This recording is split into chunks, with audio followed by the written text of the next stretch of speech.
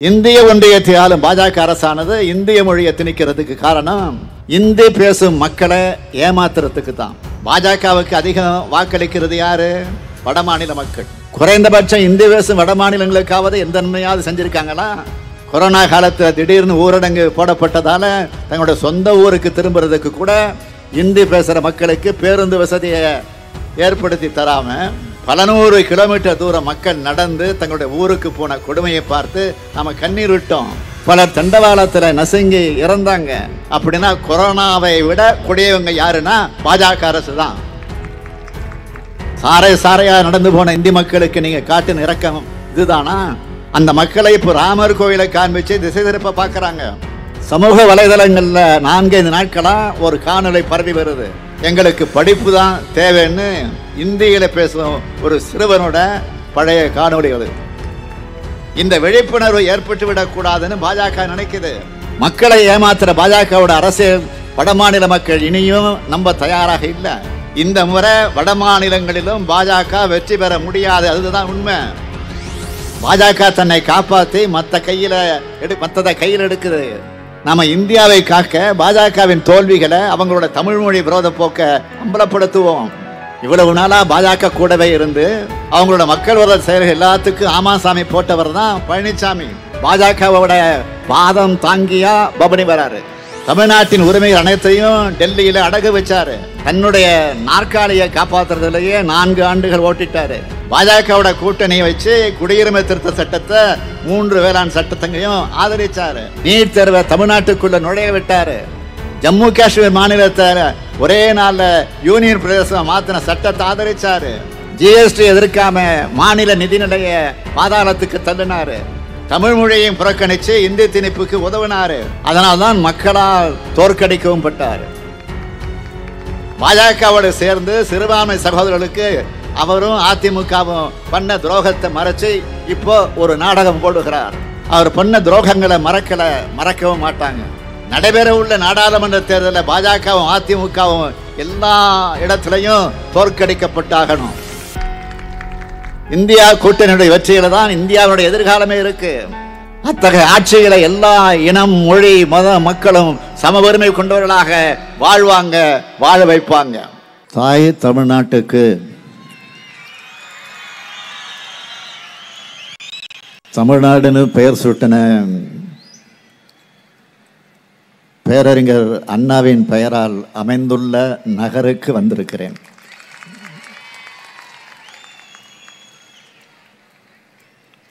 அண்ணா மறைந்தபோது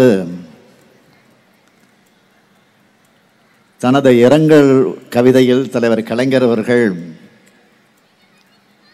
விழிமலர்கள் வேளாகும் வாளாகும் தீங்கொண்டு தமிழ்தாய்க்கு வருகுதென்றால் என்று பாடினார். அப்படிப்பட்ட தமிழ் மொழிக்காக தங்களுடைய உயிரை ஈந்த மொழிப்போர் தியாகிகள் நாள் பொதுக்கூட்டத்தில் கலந்துக்க வந்திருக்கிறேன். இத்தகைய எழுச்சிமிகு கூட்டத்தில் தலைவர் கலைஞர் நினைவுபடுத்தி நான் உரையாற்ற விரும்புகிறேன். இந்த கூட்டத்தினுடைய தலைவர் மாவட்ட செயலாளர் ஆற்றல்மிகு தம்பி சிற்றரசு அவர்களே,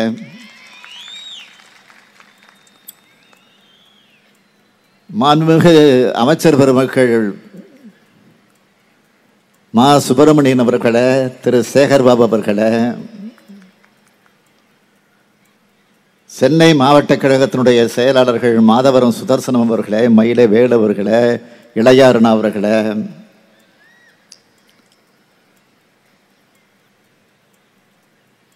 நாடாளுமன்ற உறுப்பினர்கள் தம்பி தயாநிதி மாறன் அவர்களே, திரு கலாநிதி வீராசாமி அவர்களே,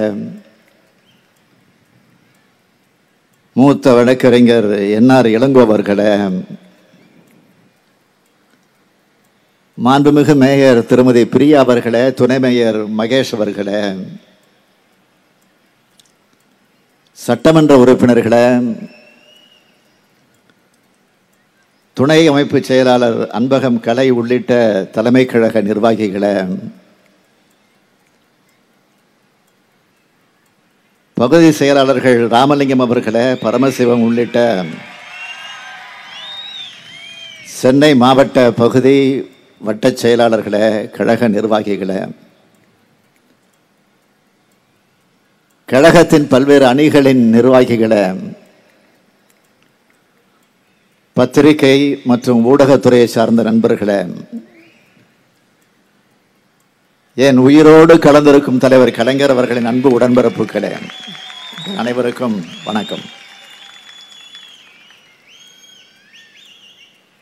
12 வயசுல தமிழ் கொடியோட ஓடி வந்த பெண்ணே கேள், நீ தேடி வந்த கோழை உள்ள நாடு இதல்லவேன்னு இந்தி திணிப்புக்கு எதிராக களம் கண்டவர் நம்முடைய தலைவர் கலைஞர் அவர்கள். அவரது போராட்ட வரலாற்றை நான் விளக்கி சொல்லித்தான் நீங்கள் தெரிஞ்சுக்கணும் என்ற அவசியம் இல்லை. அப்படிப்பட்ட நம்முடைய தமிழ்நாடு தலைவர் கலைஞருக்கு மொழிப்போர் தியாகிகள் நாளான இன்று திருச்சி தெற்கு மாவட்டத்தில் மாண்புமிகு அமைச்சர் அன்பில் மகேஷ் பொய்யாமொழி சிலை உருவாக்கி இருக்கிறார்.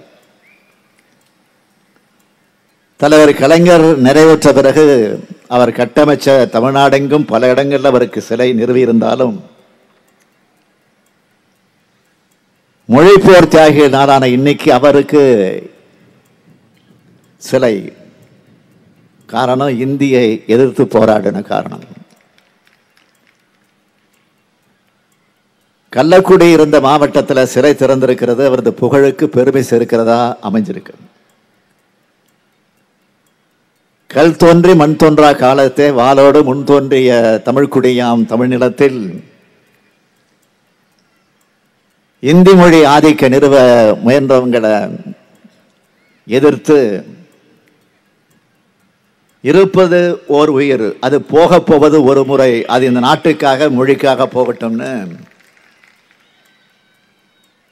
தமிழ்காக்க உயிரையும் விளையாய் கொடுத்த வீர மறவர்களுக்கு வீர வணக்கம் செலுத்தும் நாள் இந்த நாள். தமிழ்நாடு இதுவரையில் எத்தனையோ மொழிப்போர் களங்களை சந்திச்சிருக்கு.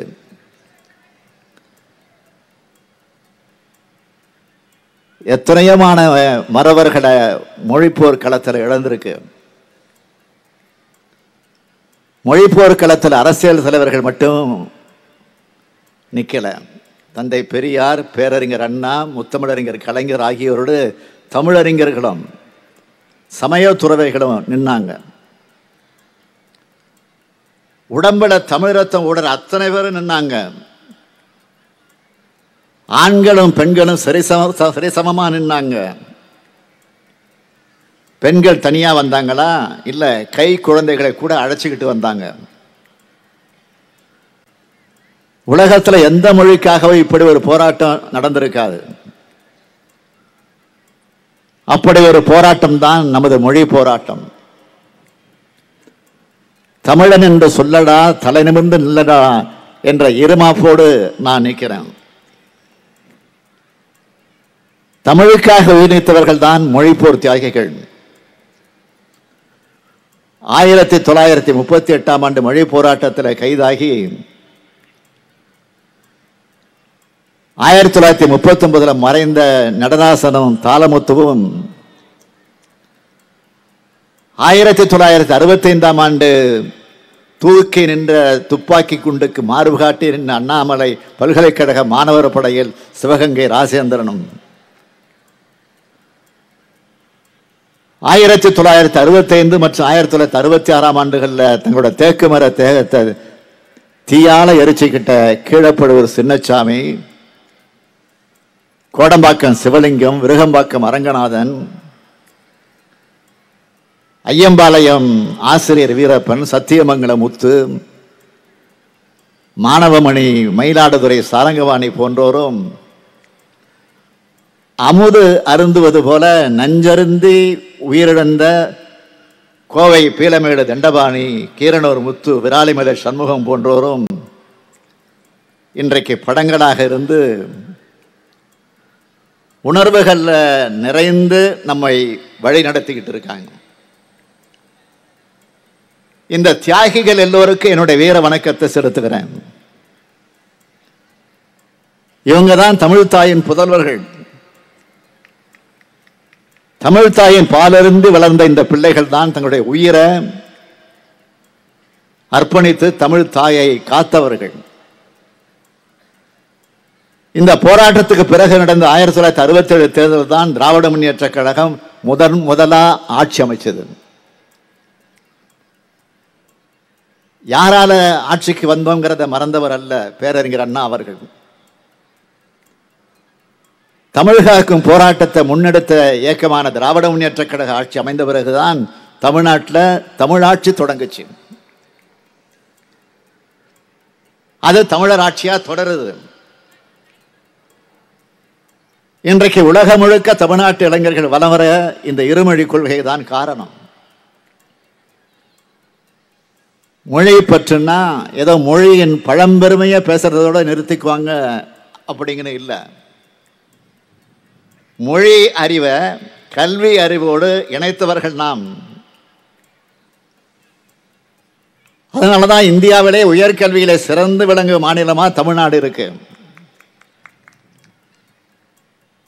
1965 மொழிப்போருக்கு பிறகு ஆட்சிக்கு வந்த திராவிட முன்னேற்ற கழகம்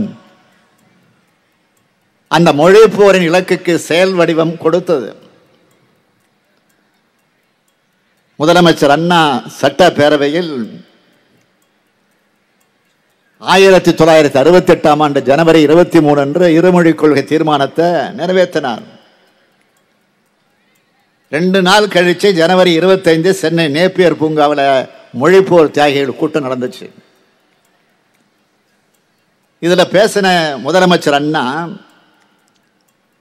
என்னால் ஆனதை செய்துவிட்டேன், இனி மைய அரசு தன்னால் ஆனதை செய்து கொள்ளட்டும், நான் குறுக்கே நிற்கப் போவதில்லை, தியாகத்தை செய்ய நாங்கள் தயார், ஆட்சியை பற்றி கூட கவலைப்படாம பேசினார்.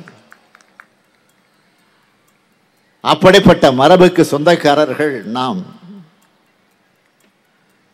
பாஜக ஆட்சிக்கு வந்ததிலிருந்து தமிழ் மொழியை புறக்கணிச்சு இந்தி மொழியை திணிக்கிற வேலையை செஞ்சுக்கிட்டு இருக்கு. நாமாலும் தொடர்ந்து எதிர்த்துக்கிட்டு இருக்கிறோம். கடந்த 9/9/2022 அன்று அலுவல் மொழி தொடர்பான நாடாளுமன்ற குழு தலைவரான மாண்புமிகு அமித்ஷா அவர்கள் மாண்புமிகு குடியரசுத் தலைவரிடம் ஒரு அறிக்கையை கொடுத்தார். அதில் தமிழ் உள்ளிட்ட மாநில மொழிகளுக்கும் அந்த மொழிகளை பேசும் மக்களின் நலனுக்கும் எதிரான பரிந்துரைகள் இருந்துச்சு. உடனே அக்டோபர் 18ஆம் நாள் இந்தியாவிலேயே முதல் மாநிலமாக தமிழ்நாடு சட்டமன்றத்தில் துணிச்சலா எதிர்த்து தனி தீர்மானம் கொண்டு வந்து நிறைவேற்றி அந்த பரிந்துரைகளை நடைமுறைப்படுத்தக்கூடாதுன்னு ஒன்றிய அரசை வலியுறுத்தினோம். இந்திய ஒன்றியத்தை ஆளும் பாஜக அரசானது இந்திய மொழியை திணிக்கிறதுக்கு காரணம் இந்தி பேசும் மக்களை ஏமாத்துறதுக்கு தான். பாஜகவுக்கு அதிகம் வாக்களிக்கிறது யாரு? வடமாநில மக்கள். குறைந்தபட்சம் இந்தி பேசும் வட மாநிலங்களுக்காவது எந்த நன்மையாவது செஞ்சிருக்காங்களா? கொரோனா காலத்தில் திடீர்னு ஊரடங்கு போடப்பட்டதால தங்களுடைய சொந்த ஊருக்கு திரும்புறதுக்கு கூட இந்தி பேசுகிற மக்களுக்கு பேருந்து வசதியை ஏற்படுத்தி தராம பல நூறு கிலோமீட்டர் தூரம் மக்கள் நடந்து தங்களுடைய ஊருக்கு போன கொடுமையை பார்த்து நாம கண்ணீர் விட்டோம். பலர் தண்டவாளத்தில் நசுங்கி இறந்தாங்க. அப்படின்னா கொரோனாவை விட கொடியவங்க யாருன்னா பாஜக அரசு தான். சாரை சாரையா நடந்து போன இந்தி மக்களுக்கு நீங்க காட்டின இரக்கம் இதுதானா? அந்த மக்களை இப்போ ராமர் கோயிலை காண்பிச்சு திசை திருப்ப பார்க்கறாங்க. சமூக வலைதளங்கள்ல 4-5 நாட்களா ஒரு காணொளி பரவி வருது. எங்களுக்கு படிப்பு தான் தேவைன்னு இந்தியில பேசும் ஒரு சிறுவனோட பழைய காணொளிகள். இந்த விழிப்புணர்வு ஏற்பட்டு விடக்கூடாதுன்னு பாஜக நினைக்குது. மக்களை ஏமாத்துற பாஜகவோட அரசியல் வடமாநில மக்கள் இனியும் நம்ப தயாராக இல்லை. இந்த முறை வட மாநிலங்களிலும் பாஜக வெற்றி பெற முடியாது, அதுதான் உண்மை. லட்சக்கணக்கான இளைஞர்கள் பங்கேற்ற சேலம் இளைஞரணி மாநாட்டில் வரலாற்று சிறப்புமிக்க தீர்மானங்கள் நிறைவேற்றப்பட்டிருக்கு. அதுல மிக முக்கியமான தீர்மானம், இந்துக்களின் உண்மையான எதிரி பாஜக தான் என்பதை அம்பலப்படுத்துவோம். இந்த பரப்புரையை எல்லாரும் செஞ்சாகணும். இது இளைஞரணிக்காக மட்டும் இல்ல, எல்லோரும் இந்த உறுதிமொழியாக இதை ஏற்றுக்கொள்ள வேண்டும். பாஜக தன்னை காப்பாற்றி மற்றதை கையில் எடுக்குது. நாம இந்தியாவை காக்க பாஜகவின் தோல்விகளை, அவங்களோட தமிழ் மொழி விரோத போக்க அம்பலப்படுத்துவோம். பாஜகவோட தோல்விகளை நாம் பட்டியலிடணும்னா, 2014 414 ரூபாயாக இருந்த சமையல் சிலிண்டர் விலை இப்போ 918 ரூபாய். 72 ரூபாயாக இருந்த 1 லிட்டர் பெட்ரோல் இப்போ 102 ரூபாய். 55 ரூபாயாக இருந்த டீசல் இப்போ 94 ரூபாய். இப்படி அத்தியாவசிய பொருட்களோட விலையேற்றத்தையும் பட்டியல் போட்டுட்டே போகலாம். இவ்வளவு நாளா பாஜக கூடவே இருந்து அவங்களோட மக்கள் வர செயல்கள் எல்லாத்துக்கும் ஆமாசாமி போட்டவர் தான் பழனிசாமி. பாஜகவோட பாதம் தாங்கியா பவனி வராரு. தமிழ்நாட்டின் உரிமைகள் அனைத்தையும் டெல்லியில அடகு வச்சாரு. தன்னுடைய நாற்காலியை காப்பாற்றுறதுலேயே 4 ஆண்டுகள் ஓட்டிட்டாரு.